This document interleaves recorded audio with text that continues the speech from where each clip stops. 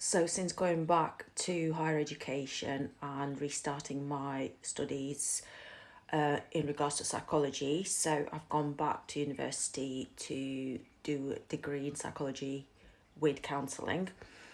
It's opened my eyes to quite a lot of very questionable things that I've noticed were taught and would happen in the Jehovah's Witness organisation. And for background, I got recruited into Jehovah's Witnesses as a teenager, and I spent 22 years in it.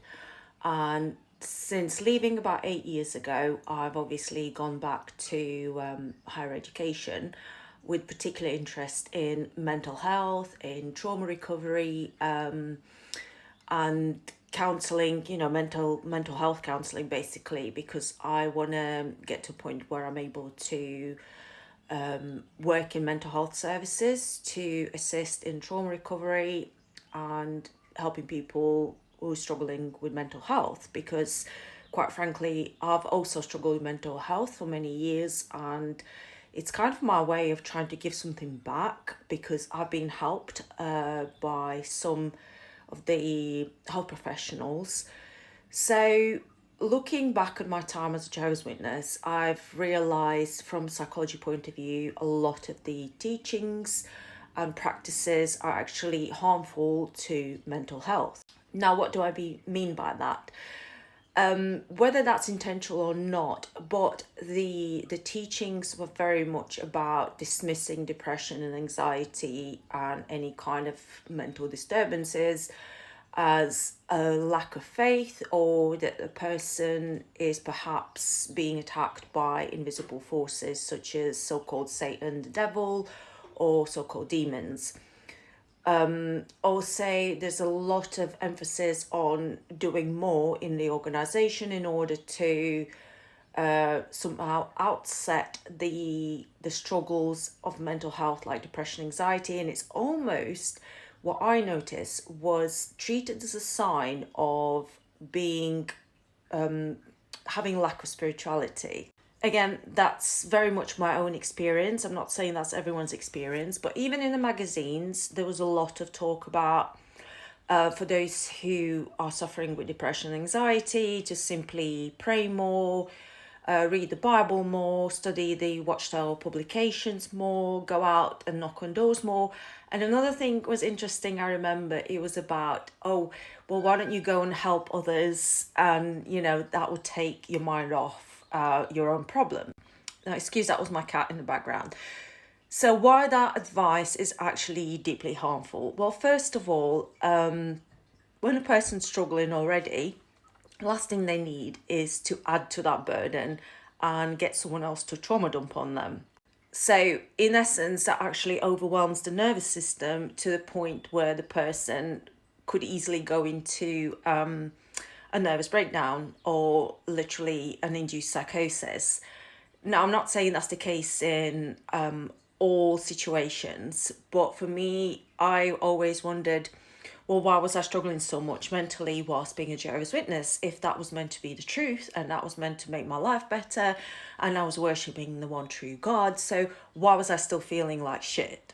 And the truth is that psychologically, the I would say the biblical narrative and the interpretation that Jehovah's Witnesses have of the Bible, particularly I'm talking about the governing body, not the individual, little publishers, because they just sheep following they're just sheeple like I was, as simple as that. But the fact is that from psychology perspective, a lot of those teachings are deeply harmful to a person's nervous system, the mental state. There's completely no trauma awareness in any of those publications, no awareness of biological psychology, of how the brain works, things like how the amygdala functions and the frontal lobe, the hippocampus, the things that,